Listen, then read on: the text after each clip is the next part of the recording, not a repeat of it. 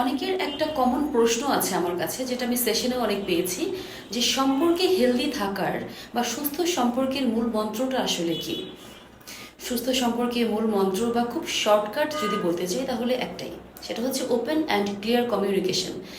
আপনার পার্টনারের needs and এক্সপেকটেশনগুলো যদি আপনি ক্লিয়ারলি জানেন, আপনার নিডস অ্যান্ড এক্সপেকটেশনগুলো যদি আপনার পার্টনার ক্লিয়ারলি জানে, তাহলে আপনাদের ভিতরে কমিউনিকেশন গ্যাপ তৈরি হওয়ার কোনো সুযোগ থাকে না।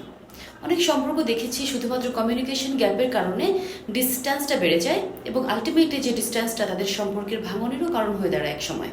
সো যখন আপনার নিজেদের ভেতরে ছোট ছোট কনফ্লিক্টগুলো সমাধান করবেন ওপেন ডিসকাশনের মাধ্যমে, নিজেদের ভেতরে আলোচনার মাধ্যমে, তখন কিন্তু থার্ড পার্টিরও এখানে ইন্টারাপ্ট করার বা গেম প্লে করার সুযোগটা থাকবে না।